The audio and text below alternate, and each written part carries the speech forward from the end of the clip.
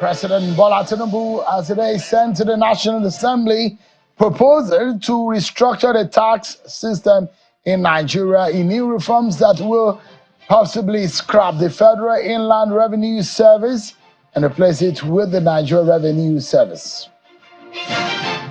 And tonight we'll be digging into the issues and the concerning situation of the rehabilitation of our refineries and some of the controversies.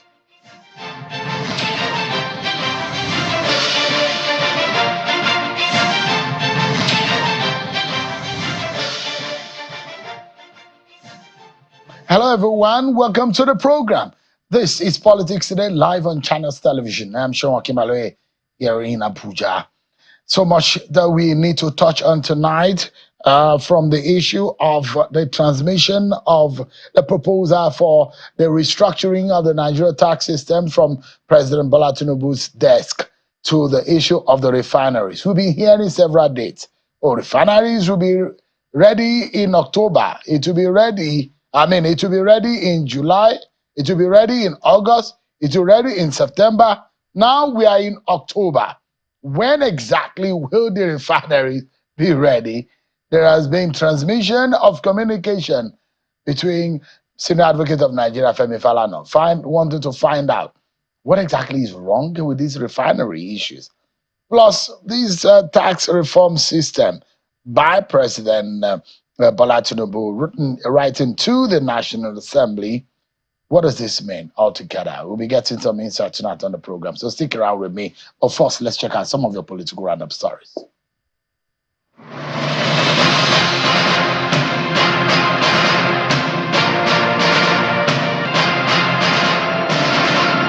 The House of Representatives is urging the Attorney General and Minister of Justice to review cases where individuals have been held in pre-trial detention for an extended period and take necessary steps to expedite their trials. The House also urged the judiciary to adopt innovative case management strategies to ensure timely hearings with special consideration for individuals who have endured an undue amount of time in pre-trial detention. This followed the adoption of a motion moved by Honorable Ahmed Mohammed during the House of Representatives plenary in Abuja.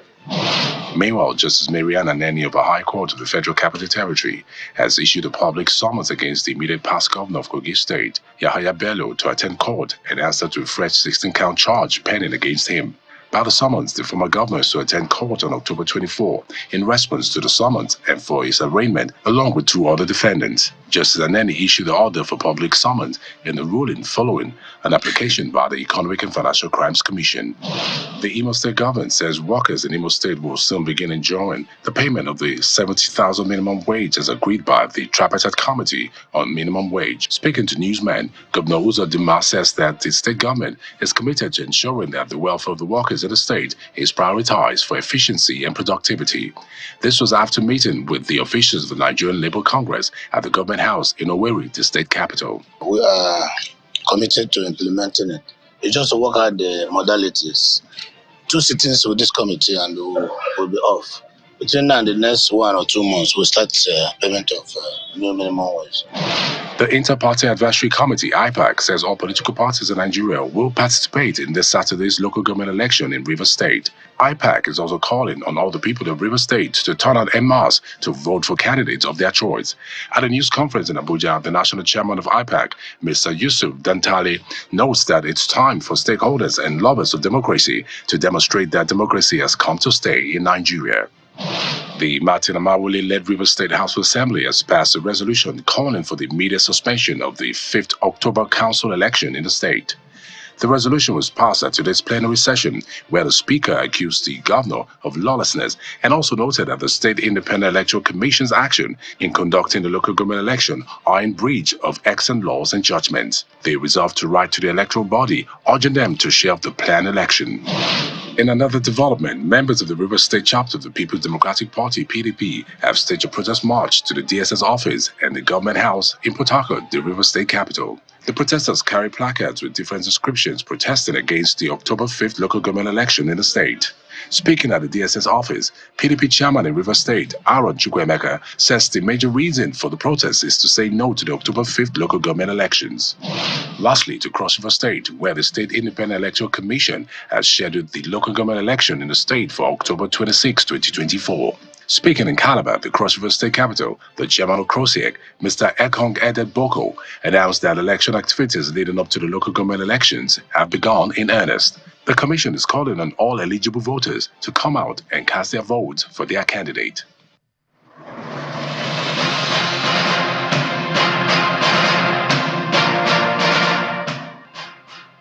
Thank you so much, everyone, for staying with us. Well, it appears President Bola Tinubu is ready for holistic tax system reforms. Today, he has sent to the National Assembly a series of tax reforms bills. The president is seeking to restructure the country's tax system in new reforms that will remove what we popularly known as Federal Inland Revenue Service (FIRS) and to be replaced with the Nigeria Revenue Service (NRS). If the bills are passed into law, the National Assembly is now in receipt of those propositions, which was read on the floor of both the Green and the Red Chambers today. All right, tonight, let's get to it. One of our major conversations tonight is the concern in respect of the refineries. We've been hearing dates on the $1.5 billion rehabilitation of the Port Harcourt Refinery. We've gotten a lot of dates. Since last year, we've been told the refinery will be up and running this year. We're given dates, numerous dates, May, June, July, August, September, as though those dates will never come. But now we're in October. When will the refinery be ready? One man has written to find out if the federal government is not coming out to tell the truth or tell us exactly what is going on. What about the private sector? Those companies and the contractors who are involved in rehabilitation. Some of them have responded to say, we are not part of it. The other has responded. But let's get to here. Mr. Femi Falana, Senior Advocate of Nigeria, is live for us. He's a man who wrote the letter and he's been getting response. But all of this effort is for us to be able to know what exactly is the status of these the refineries and when will it come on stream. Mr. Falana, it's good to see you. Thank you so much indeed for joining us. Mr. Falana, just before you get, this is the first time some of us are seeing you in public after that very controversial story involving VDM and Bobrisky. What exactly is your own side of the story in this matter? Well, so I think it's a question of infantile radicalism. Some of our young people are just not prepared to look at the provisions of the law with respect to the law on defamation. So they just simply go out there to embarrass people. I can say this without any fear of contradiction. I have assisted 280 people, convicted people, at home and abroad, to get pardon.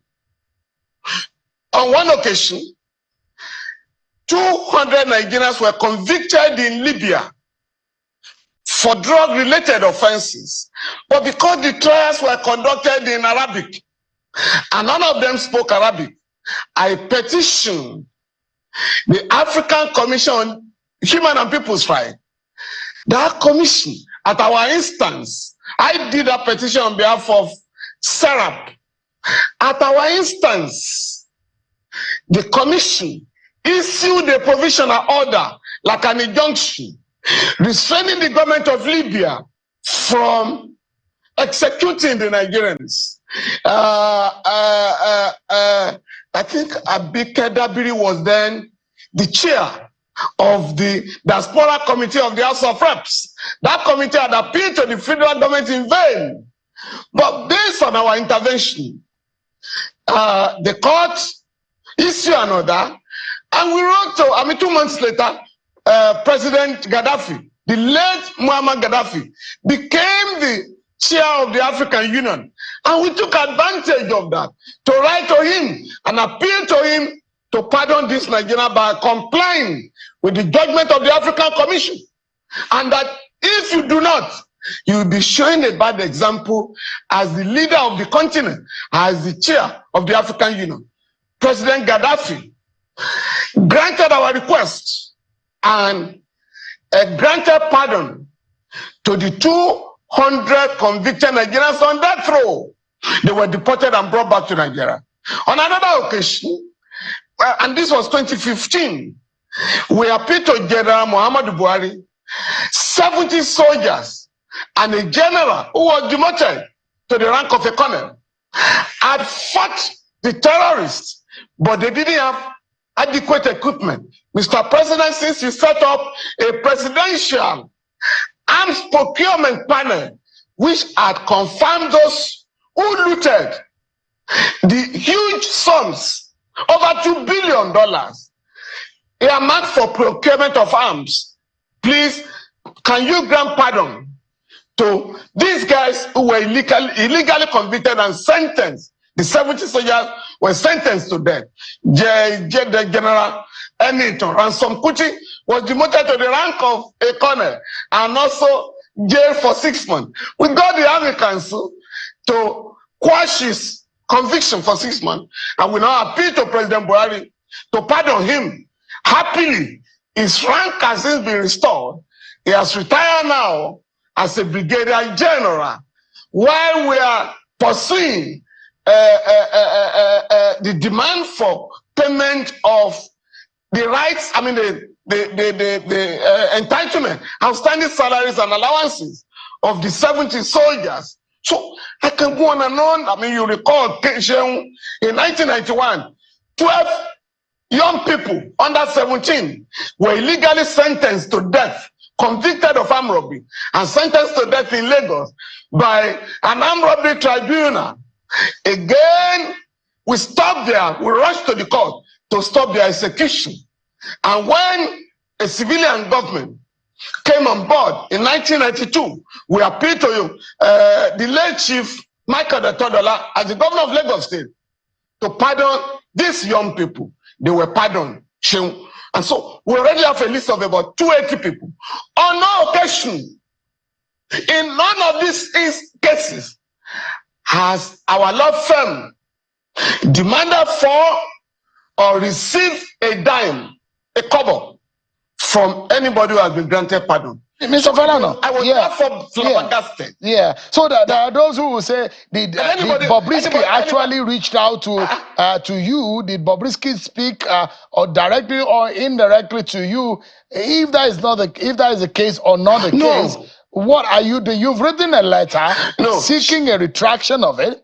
But what are you doing to establish your innocence in what has been an allegation on this matter?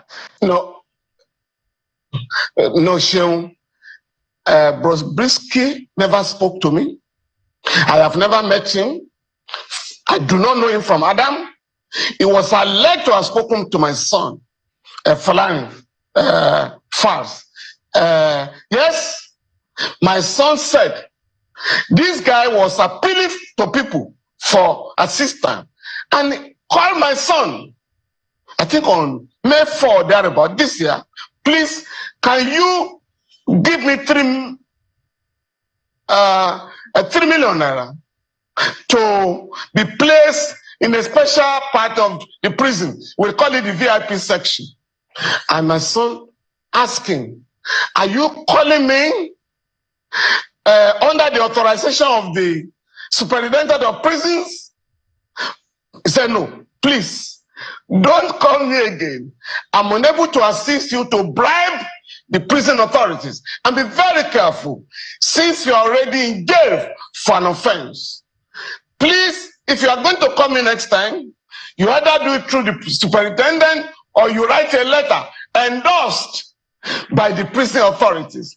And that was the last. Somebody now said he listened to a tape somewhere and went out to lampoon and rather defame me by saying the guy had spoken to me. Of course, we are going to examine the call logs. And my son has also said, this was the guy who originated a call to me. My son has never negotiated fees on behalf of anybody. On the contrary, my 3 children normally refer people who need assistance to me, and not those. In fact, my wife was asking our kids recently, why are you always sending people who are not able to pay our fees? Next time we are going to be charging you. So this is the position. Now what I'm going to do, I have resisted the temptation shown to file a criminal complaint because I'm leading a team of lawyers in West Africa campaigning for decriminalization of freedom of expression. We have succeeded. This campaign is being coordinated by the Media Foundation for West Africa, of which I'm a member of the board. We have succeeded in getting Liberia, Ghana, and Sierra Leone to decriminalize freedom of expression. We are still appealing to other countries in the region to ensure that we respect freedom of expression. But that is not a license for defaming people, for blackmailing people.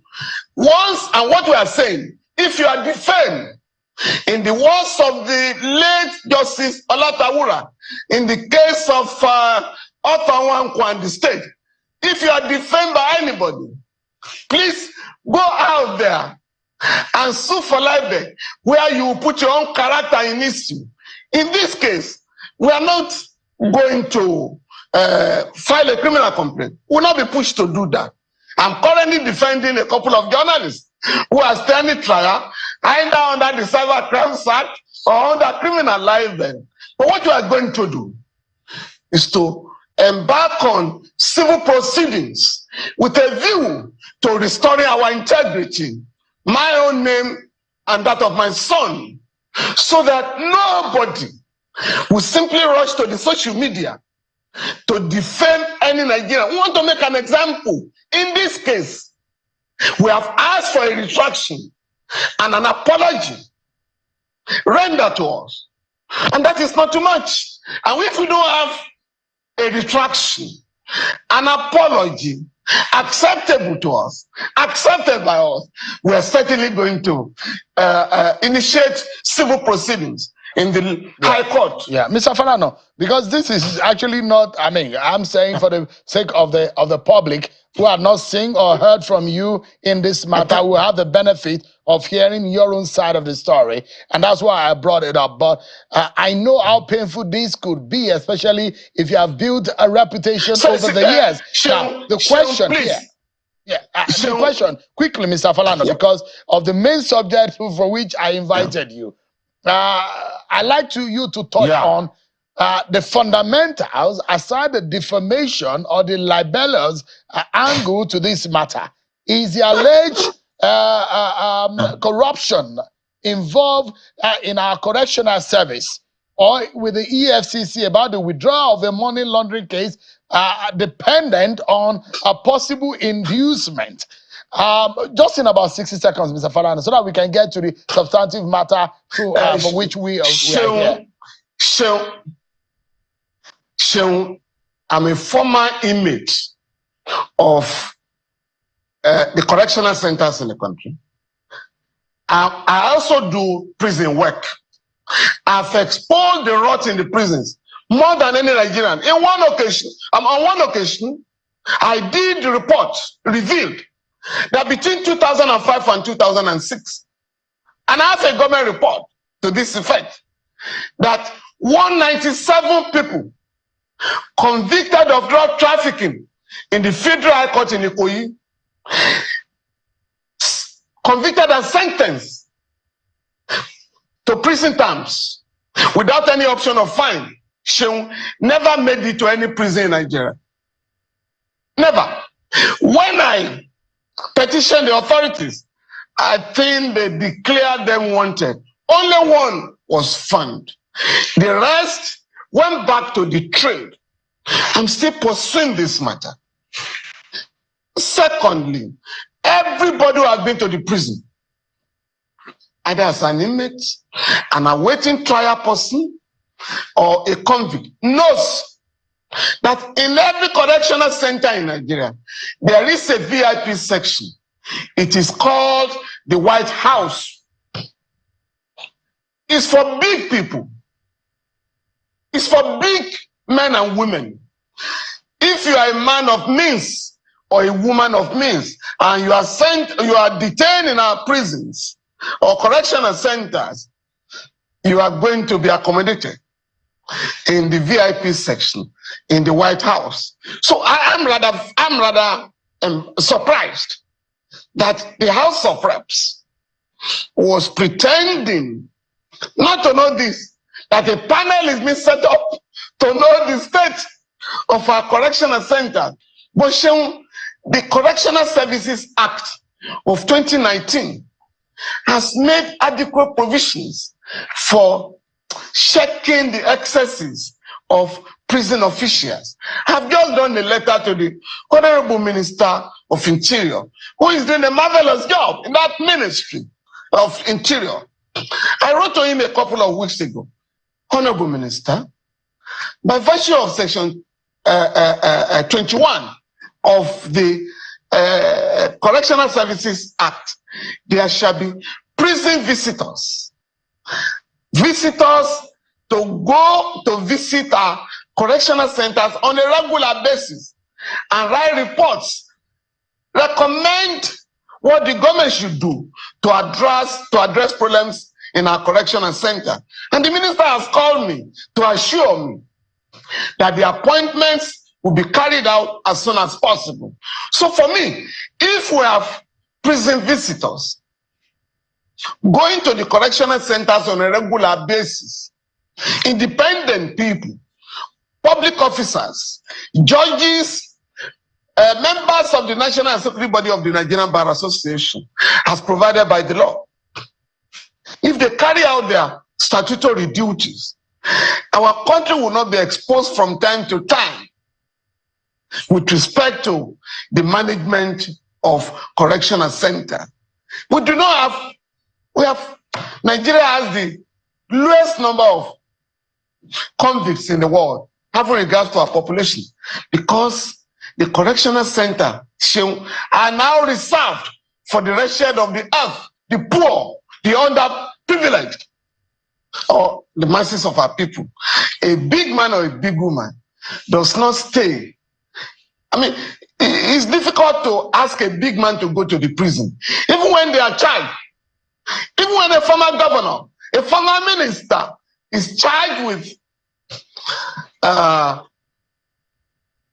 diverting billions of naira, you simply ask him to go to a correctional center for 2 days, awaiting the arguments on application for bail.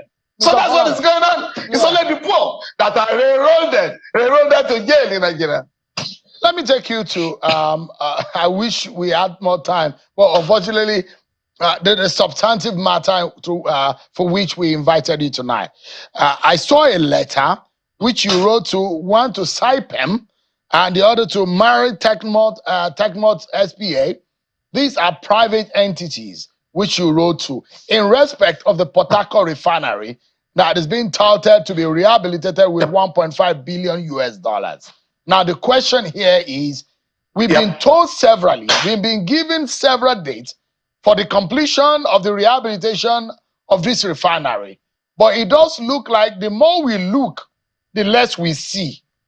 What did you find? Because in the letter, SIPEM is telling you that, Mr. Falana, we do not know anything about it. In fact, don't mention us again. Mary and Techmont are saying that on behalf of the lawyers wrote on behalf of the company. But where does this letter leave us? What do we know? What is the federal government saying? Well, after the NNPC Limited had postponed the commission of the rehabilitated Port Harcourt refineries, I decided to get to the root of the matter. My organization, ASCAP, Alliance on Surviving COVID-19 and Beyond, mandated me to write to the 2 Italian contracting firms that got these contracts. In April 2021, the Federal Executive Council approved the award of the contract for the rehabilitation of the Port Harcourt Refinery to Meyer Technimont SPA to fix the 2 refineries for the sum of $1.5 billion. And the duration of the contract was 33 months. With respect to Saipem Contracting Nigeria Limited, again, it was announced sometime in August 2021 that that company has been awarded the contract to fix Warri and Kaduna refineries, again, for the sum of $1.4 billion. And the duration period was fixed for 33 months. The period is over, or the periods are over, the contract periods. So, a case of breach of both contracts has been established. Happily, both companies have sent me very revealing information.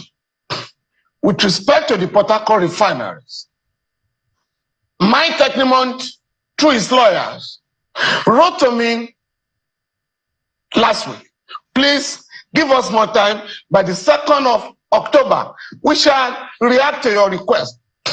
On the 2nd of October, that company, through its lawyers, reacted to my request, declining to furnish me with information on the completion date of the rehabilitation of the 2 refineries, on the ground that it is a private company, and so it is not banned by the provisions of the Freedom of Information Act.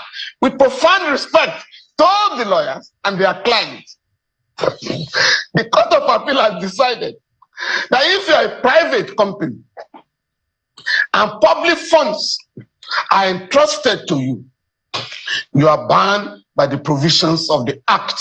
So we are going to take up that elsewhere. Of course, we are going to take it up in the court. With respect to the more embarrassing situation, in fact, where Saipem is even threatening to sue me, as it were, for causing reputational harm by alleging that this contract was awarded to them to fix the Warri and Kaduna refineries. My colleagues, the law firm of Ajumogobia and Okeke, has also written to me that whereas our client had told you that these contracts were not awarded to them, why are you still demanding for information on the completion date of the contracts? And I have replied to the fact that this announcement was made by the Federal Executive Council in 2021, August. After 3 years, you have just denied to me. You have never denied the fact that these contracts were awarded to you. And shown up to now, the Federal Executive Council has now revoked the contracts and awarded them to another company.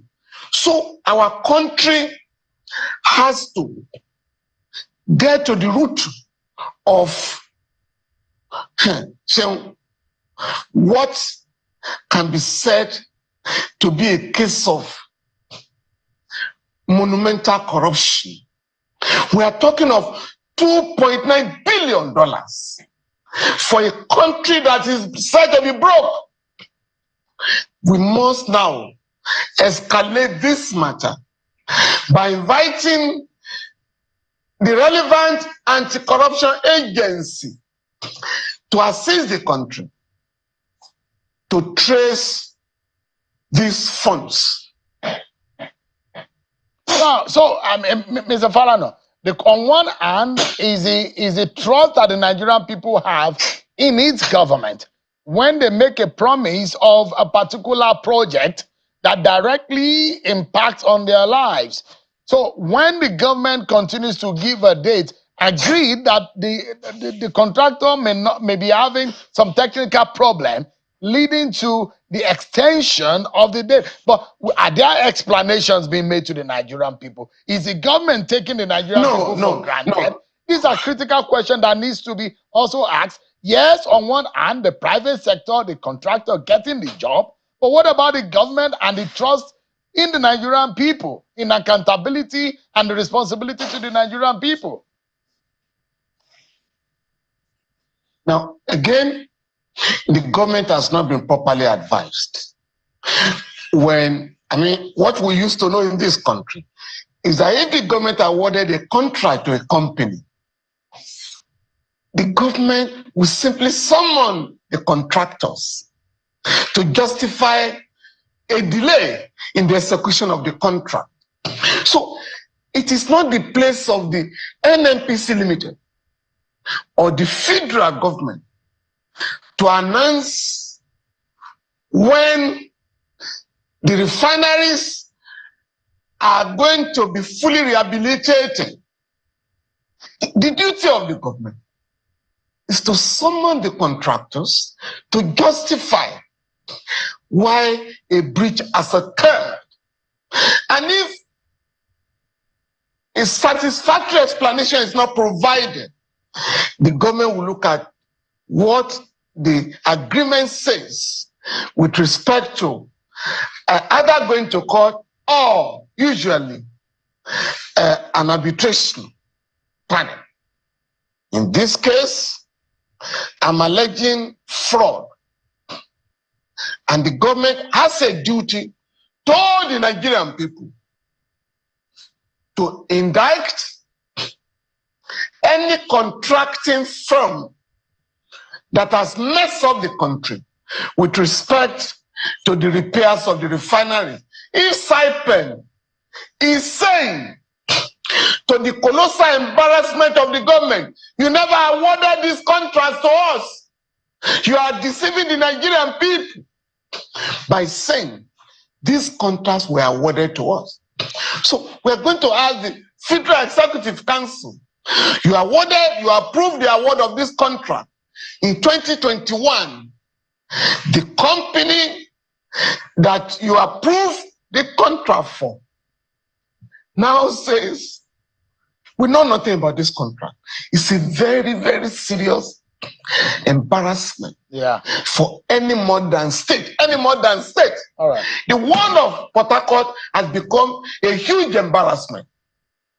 Even last December, the president announced that those two refineries will resume production, a business. And that was the information given to the president. I expect by now that those who embarrassed the president to that extent to have been fired. All right, Mr. Falana. Yeah. And that has to be done now. Yeah. Thank you so much indeed, Mr. Femi Falana, Senior Advocate of Nigeria. In a sane, in a right thinking environment and society, critical questions as these should be answered and answered urgently. Well, we'll find out whether our country, our environment, or our society is just like we described it. Thank you so much indeed, Mr. Falana, for talking to us tonight.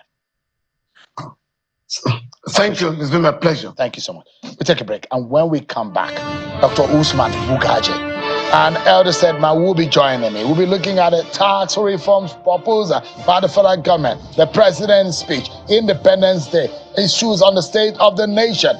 Will be getting our attention when we return from this break, everyone. Join us again.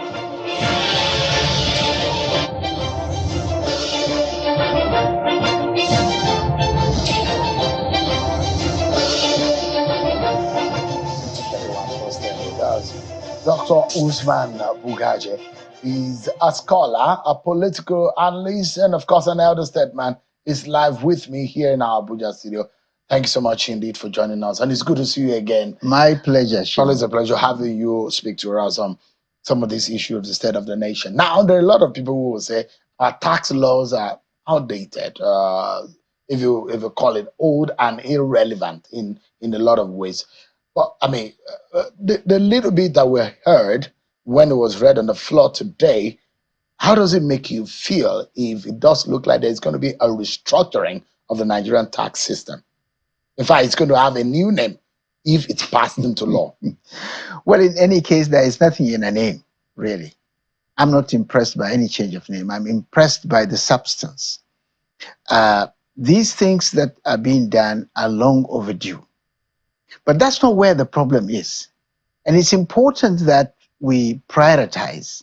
We look at the bigger picture. Sean, you can restructure the tax system, be fair, avoid double taxation, and sort of bring in more money.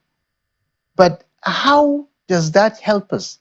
If that money that has been collected is going to be put together and paid to some contractor in some road that we have never heard about, and nothing appears thereafter, and the whole money has been stolen. Femi Falana, the senior advocate, just talked about a contract that was, duly awarded with all the processes and procedures, and that today, barely 3 years after, nobody is even claiming. I mean, you can't even find the contractor. You can't find the job done. Where is the money? Where is the contractor? Where are the processes? So, I mean, yes, it's good to fine-tune and become more efficient in terms of governance. I mean, tax governance. But my mind actually goes to the fact that after collecting the money, where does the money go? And this is the question we should be worried about, not worried about these things. And when we look at what is obtainable in other climes, and at a point where we have economic difficulties in the country, and the realities of the average person is also very concerning.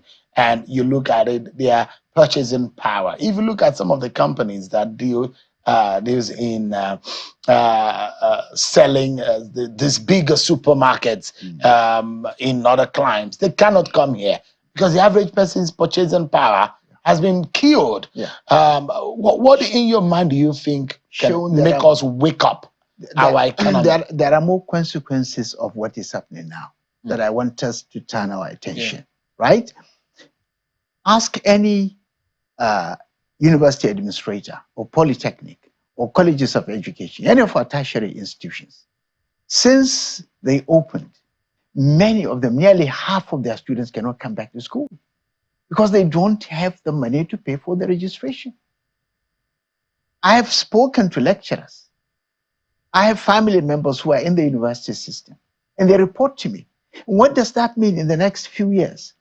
You're having young people who have been frustrated out of education, not because they have failed to, but because the economy has basically impoverished them. They cannot even continue school. We have been battling the rural bandits. These are going to be the urban bandits in the few years ahead. And this is the kind of attention that we should be given. But because we don't think through our problems, because half of the time elected political leaders are busy with frivolities, they are not knowledge driven, they have no statistics right in front of them when they take decisions. So these things are completely ignored. And the country will continue to, if you like, invite this, kind of, it will elicit the kind of problems that we're talking about. So we have seen them in other countries where they ignored these issues and they had this backlash, and it's going to come. It's already here, but I don't think government understands what is happening. I don't see them, speaking to the issues. I don't see them addressing the real problems. They keep going tiptoeing around the real problems and coming up with, optics and cosmetics and inconsequential issues, while the real big issues are there waiting unaddressed. And this is my point. These big issues are going to generate the kind of backlash that can consume all the elites. There is an erosion of the middle class that's supposed to be the fulcrum of our society. A little bit of those who are in the lower ladder, and a handful of those who are up there. That's how a reasonable society should form. But we have a situation. We have those in the upper and those the majority in the lower class, impoverished. Over 100 million of poor people in our society today. It means a whole lot. And it then means that this government and all the governments in the federating units need to put on their thinking caps, because I'm of the school of thought that yes, the federal government has a huge responsibility on the global picture, but they are lazy and they are very, very irresponsible government at the federating unit who do not care about the people whom they govern over, because if they do, there are so fundamental and basic things that they should be doing, as such that the central should not be any of consequence to them. That is how a federal system should work. But where do we begin from? When we have a skilled societal structure and our people are suffering every day. I think the real starting point is the political culture. In the last 25 years, we have developed a political culture that is not driven by knowledge, it's not driven by competence, it's not driven by conscience, it's not driven by any of those values, core values, no morality, core values that drive sane societies. So how do we correct this? Where do we begin from? We have to go back to leadership's selection process. We have to recalibrate the leadership recruitment process. At the moment, the leadership recruitment process has no criteria beyond the fact that you have a secondary school certificate. And I keep saying that criteria is not a criteria for... So we need to fix that in the Constitution. Yeah. It may not go through. Ideally, we fix it in the Constitution. But any bill that seeks to introduce criteria in the leadership recruitment in the Constitution is dead on arrival. Because half or more than half of the parliament that is going to process the bill don't have that criteria that you're asking. And as you would expect, they will not allow any such thing to come. So therefore, the way to do it is that if you have a movement, a group of people that are convinced that this is something that we need to fix and are ready and have the courage of conviction, all they need to do is to pick a party, and this can be a small party, it can be a big party, but they can have a party that will agree, because the Constitution allows a party to have its own constitution, and a party within the INEC laws can, do its own, within its own constitution, design its own primary elections. And when you introduce criteria in those primary elections, you can then select very good, very conscientious, citizens who have the capacity, they have the knowledge, they have the values that go with it, and they are available. It's not that we don't have them. Yeah, because I imagine now when we have them, and then you also mobilize the society. And these are the people who, when they come into the National Assembly, they will expose the rot. They may expel them if they want to, but they will remain, and they will expose the rot that is taking place. These are the people, if you have a few of them in the executive arm, either at local government level or at governance level, they will also expose the rot, and they will do things correctly. And immediately the kind of difference between what is right and what is wrong will become glaring, and people will demand for it. Yeah, Dr. Bugaja, and I imagine we have in countries where members of parliament, there is a competition of who finish from Harvard, Ivy Leagues, who finish from tops. And there were times in this country where the likes of Obafemi Awolowo University, the University of Ibadan, there is a competition in classes of government, and those who say they finish from this school, there is a competition of knowledge. And we are now in a society where is a competition of something else other than knowledge. A big question as to those who will never even employ some class of people based on their knowledge to head their private enterprise. But these are the lowest of the lowest in knowledge base, are the ones leading at the best of us. It's a sad scenario. But the question is, 64 years down the line, we celebrated independence 2 days ago. And you've seen it all. You were here. You were on that day during independence. Is this the dream of our forefathers or our founding fathers? Is this what they saw? Certainly it is not. And it all happened right under our nose. Ignorance, corruption, imbecility took over governance. And then the learned and the more competent had to pull back. And society is today being led by that lot, that group of people whose ambition is not to fix their country. They have even no sense of shame that they, as parliamentarians or as governors or as local government chairmen, are looking up to lead other countries or to catch up with their peers. No, they are just busy amassing wealth and corrupting young people, creating all manners of corruption and destroying basically the economy of their own country. For them, they cannot even see the dangers of what they are doing, for some of them, because the knowledge for you to understand the consequences is not even there. So they are some of the most dangerous people that we have in this country. And that's why politics is seen as a dirty Precisely. game. Our politics is just a bunch of basically, I mean, it's a laughing where the thugs and the lowest of the society play their dirty game. So we have to, those of us, who are worried about this, and those who will have the courage, to need to come together.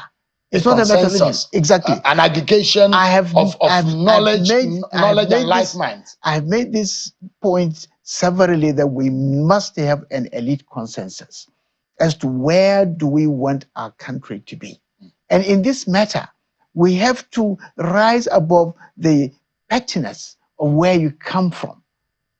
We have to salvage this country. It doesn't matter where you come from, you need a country. Today, in the 21st century, you can only exist in a country. There is no, what you might call no man's land, where you can go and live your life. You have to live in a country. And therefore, you have to fix your country if you really want to have peace, and you have to have a life that is meaningful. And the way to do it is to get those with the vision, with the knowledge, with the commitment, with the values to come together and work out their way through the muddle that is available. It can be done. It should be done. And I'm still appealing that there should be, the elite should rise above this pettiness, create a kind of elite consensus. And I thought some people have started.